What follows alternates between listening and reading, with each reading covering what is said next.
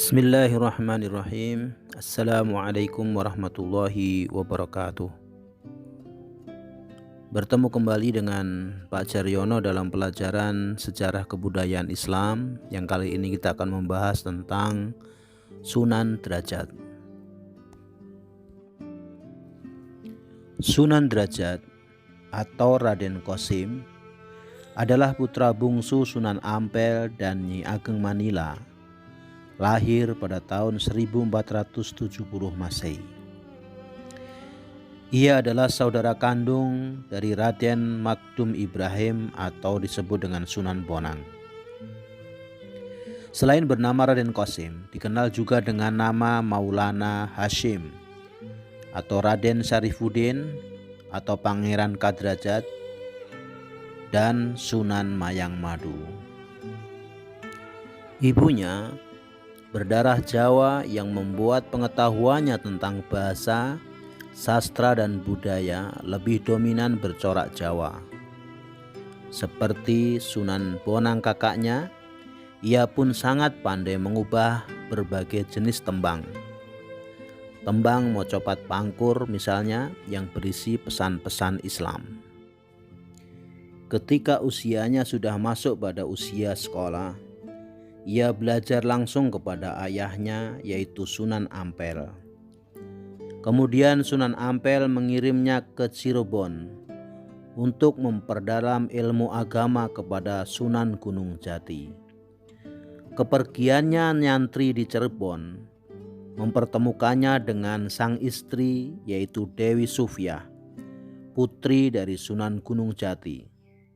Setelah menikahi Dewi Sufyah, Raden Qasim tinggal di Kadrajat sehingga disebut Pangeran Kadrajat atau Pangeran Derajat. Setelah beberapa tahun berdakwah di Kadrajat, Sunan Derajat kembali ke Ampel Denta. Namun ayahnya memintanya untuk menyebarkan Islam di pesisir barat Gresik. Berdasarkan cerita tutur setempat, dikisahkan dalam perjalanan laut menuju Gresik, perahu yang ditumpangi Sunan Derajat dihantam gelombang besar dan pecah di tengah laut. Dengan pertolongan Allah Subhanahu wa Ta'ala, Sunan Derajat ditolong oleh ikan cucut dan ikan talang sampai mendarat di sebuah tempat bernama Jalak, Desa Banjarwati. Kedatangannya pun di tempat itu disambut dengan baik oleh sesepuh kampung yang bernama Kiai Mayang Madu dan Mbah Banjar. Ia pun mengajar dan menikah di Jalak, mendirikan surau sebagai tempat mengaji dan mengajar agama Islam. Dalam dakwahnya, Sunan Derajat dikenal sosok yang baik dalam berkomunikasi lewat kesenian. Ia dikenal juga sebagai sosok yang menyukai pertunjukan wayang dan sesekali tampil sebagai dalang seperti kakaknya Sunan Bonang. Lewat seni dan budaya, Sunan Derajat menyampaikan ajaran Islam sehingga masyarakat menerima Islam dengan baik. Di usia tua, Sunan Derajat tinggal di dalam Wulur, sebuah tempat tinggi arah selatan dari Desa Derajat. Disinilah ia menghabiskan masa hidupnya untuk berdakwah. Terdapat sejumlah peninggalan yang terpelihara sampai sekarang. Di antaranya singko mangkok, yaitu seperangkat alat musik gamelan dan beberapa benda lainnya. Demikianlah anak-anakku biografi singkat dari Sunan Derajat. Sekarang akan kita pelajari peran Sunan Derajat dalam perkembangan Islam di Indonesia.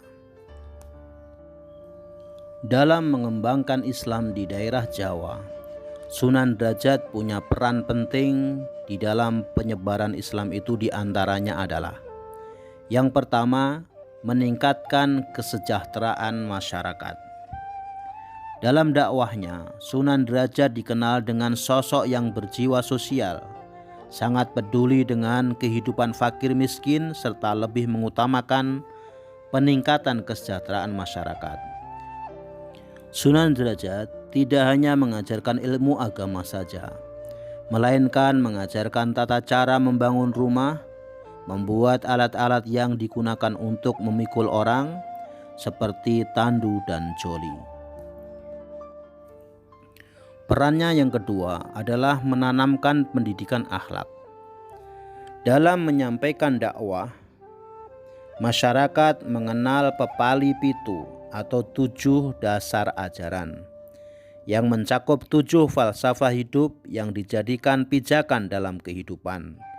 Dilihat dari nasihat-nasihat dan petuah-petuahnya yang dikenal masyarakat sebagai pepali pitu, menggambarkan sosoknya yang peduli terhadap masyarakat bawah. Dakwahnya sangatlah merakyat dan begitu membaur dengan masyarakat. Adapun pepali pitu adalah sebagai berikut. Yang pertama, memangun resep tiasing sasomo, yang artinya kita selalu membuat senang hati orang lain. Yang kedua, jroning suko kudu eling lan waspada, yang artinya dalam suasana gembira hendaknya tetap ingat Tuhan dan selalu waspada. Yang ketiga, laksitaning subroto tan nyipto marang pringgo bayaning lampah. Artinya dalam upaya mencapai cita-cita luhur, jangan menghiraukan halangan dan rintangan. Yang keempat, meperhardaning poncondrio, yang artinya senantiasa berjuang menekan gejolak nafsu-nafsu indrawi. Yang kelima, heneng hening henung, yang artinya dalam diam akan tercapai keheningan dan di dalam hening akan mencapai jalan kebebasan mulia.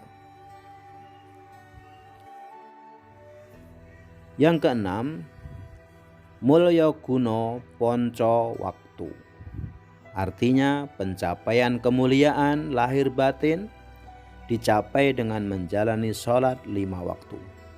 Yang terakhir, yang ketujuh, meneono teken marang wong kang wuta, meneono mangan marang wong kang luwe, meneono busana marang wong kang wuda, meneono pangiup marang wong kang kudanan. Artinya, berikan tongkat kepada orang buta, berikan makan kepada orang yang lapar, berikan pakaian kepada orang yang tidak memiliki pakaian, dan berikan tempat berteduh kepada orang yang kehujanan.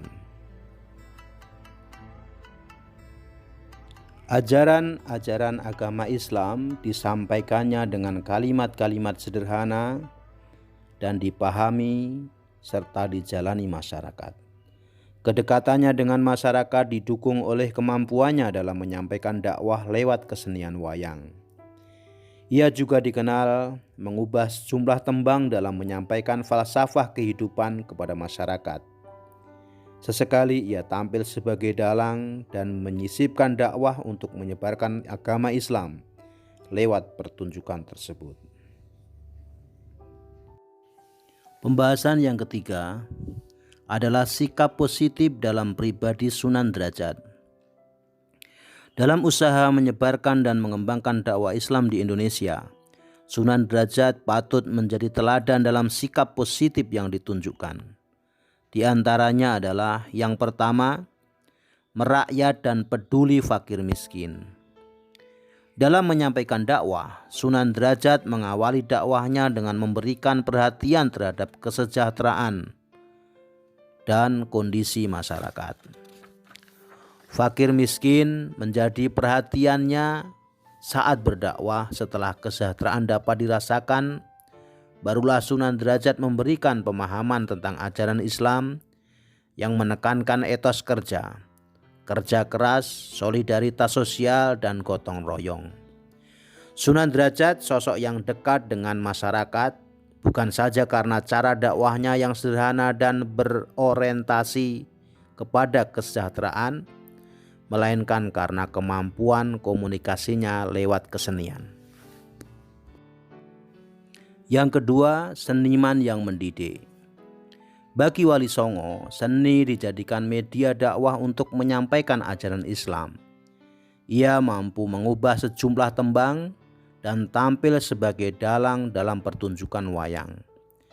Penanaman akhlak lewat lakon-lakon yang dijadikannya media untuk berdakwah kepada masyarakat. Dengan demikian, masyarakat menyerap nilai-nilai Islam lewat pertunjukan yang mereka sukai. Yang ketiga, berdakwah dengan arif dan bijaksana. Dalam menghadapi masyarakat yang masih mempertahankan tradisi Jawa yang melekat dalam keseharian, Sunan Derajat menyikapinya dengan arif dan bijaksana, dengan melakukan komunikasi yang baik, mempertahankan tradisi yang ada selama tidak bertentangan dengan nilai-nilai agama, bahkan menambahkan tradisi yang ada dengan nilai-nilai ajaran Islam. Sunan Derajat wafat pada tahun 1522 Masehi. Beliau dimakamkan di Desa Derajat, Kecamatan Paciran, Kabupaten Lamongan. Anak-anakku, demikianlah sekilas tentang sejarah Sunan Derajat. Mudah-mudahan kita sekalian dapat meneladani dari sejarah ini sehingga bisa menjadi sebuah pribadi atau seorang yang berkepribadian baik yang meneladani Sunan Derajat. Demikian, sampai bertemu di pelajaran berikutnya.